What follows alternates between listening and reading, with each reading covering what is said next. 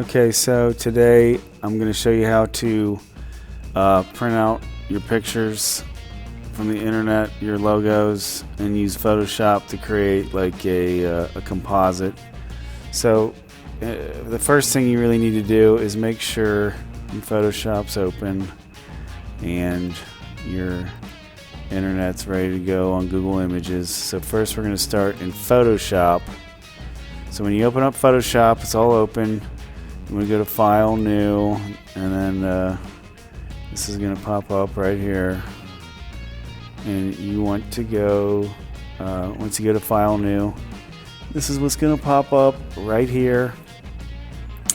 And make sure this says inches right here. So I want this to be inches. I'm going to make this 8. I'm going to make this 10. I'll make that 300. So 8 inches, 10 inches tall, 300 resolution. And then hit create. So here's the document that we're going to print, paste these images into. So we're going to go back to the internet and make sure you're on Google Images and type in a logo. Notice I didn't look up just Nike, I looked up Nike logo, and you get these. So you want to click on one to see what it looks like. So that's good. That's good. Oh, wait a minute. Anytime you see this gray and white checkerboard, that means it's transparent. And if I copy it, copy image, right click, copy image, go back here to Photoshop, edit, paste. It's going to be a black box. Now normally you want to stay away from PNGs for this project because it's just not very friendly. There'll be projects that we do where you want to save those because the gray and white checkerboard again represents transparency. So when you copy and paste it, it looks to fill that, and usually it fills it with black. So for this project, make sure you see like a colored background or a white background, so this will work. So I'm going to right click, copy image, go over here, and since we made our document 8 inches by 10 inches, that's almost the same size as a piece of paper because this piece of paper is 8.5 by 11. So 8 by 10 is good because it's nice and round. So you're going to go to edit, paste, and it's probably good to learn the shortcut Control V. So it's going to paste it. Now I want to make it bigger. So I'm going to go up to edit again and go to free transform. And notice the shortcut for that is Control T. So edit free transform. And then this box will pop up. Now to keep this box in proportion, because sometimes when you move stuff like this, it gets stretched or like that or backwards or something. To keep it in proportion, you want to hold down the shift key on your keyboard, and that way when you go up and down it's still in the same proportion. So if this is a piece of paper, and for this project you normally want to have it about, I would say about this size. I wouldn't go much smaller than this tracing right here that you're going to be doing.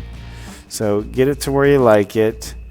Once you do, you see how it's still fuzzy? We still need to hit enter on our keyboard. Enter, or you can hit that little check mark.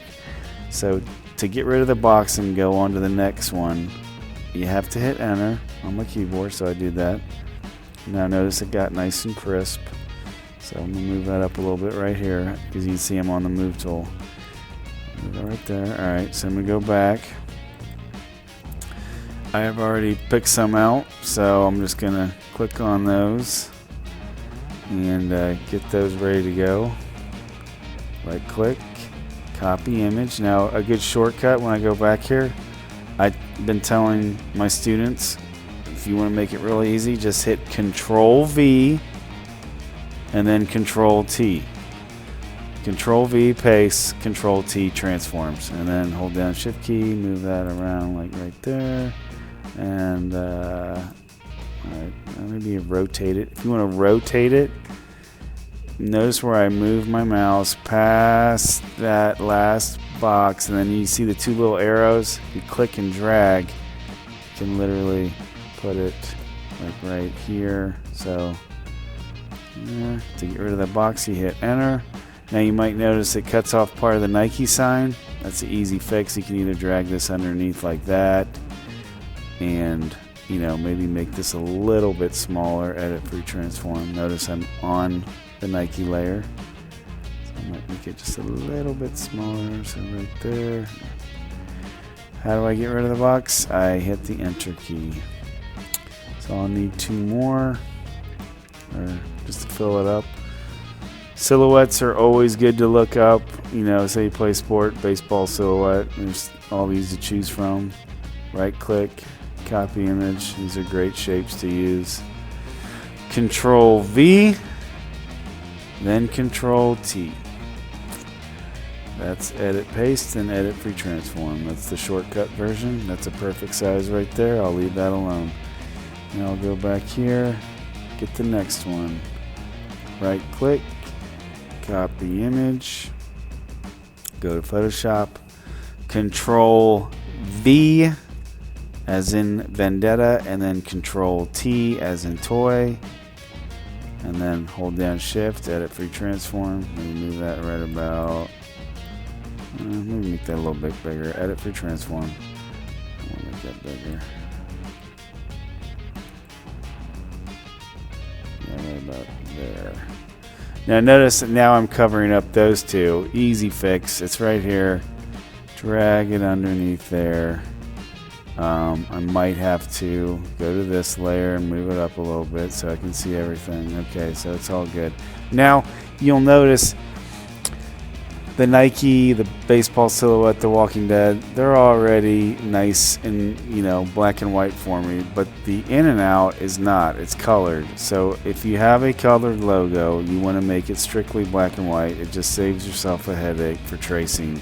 So make sure you're on the right layer to do this. So look for your colored layer, and you can do this by clicking on the eyeballs to see which layer is which. So okay, I found it. I highlighted it. This is the In-N-Out Burger layer. Now you're going to go to Image, Adjustments, Threshold. I'll leave that up there for a second so you guys can see that. Image, Adjustments, Threshold. You go ahead and click on that. This is going to pop up right here to see, you can always move this white bar over to see what you're working on. Now, when you do this, it strictly makes any color black or white. It assigns it a color, either black or white, and you can move this down or up, and you can see it, this way goes lighter, this way goes darker. So it's just up to your preference where you want it. I say right there is pretty good. Hit OK. Now we are ready to print. So you go to File, Print. Now, chances are when you do this, it's going to say Adobe PDF up here. You don't want it to say that. You want to print to my printer. So change it to the correct printer, which is FHS Room 1408. Notice it's not the color one, just the regular. And then you hit print, and it'll print. So there's 1, 2, 3, 4. You need between 15 and 20. So an easy way to just get rid of all these and keep pasting new ones is, look, I'm going to go up to my top layer. I highlighted it gray. I'm just going to hit backspace on my keyboard. Goes to the next layer, backspace, backspace, backspace. So now, I go to my new logo, say it's Fortnite. Click on that. Right click.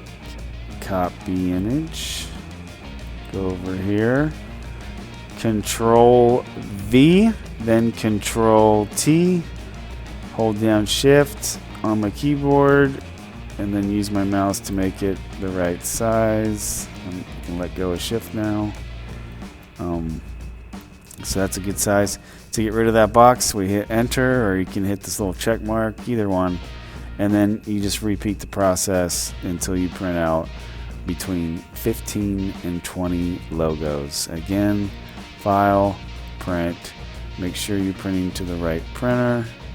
In case you want to invert something, say you have a really a dark one like this. I'm going to show you this. Copy image, edit, paste, edit, free transform. Say you want the letters to be white. I mean the letters to be black and the circle to be white. You hit enter to get rid of that box. There's something else you can do. If you want to switch the colors, you can always go to image, adjustments, invert, or control I, and it'll flip it. Now you don't have to trace that stuff. This is just if you want to save, ink or something. It makes it a lot easier. Now if you want to delete a layer, say, okay, turns out I don't want to use this. Highlight that layer, hit backspace, and then get something else. But you need between 15 and 20 logos to print out for our project.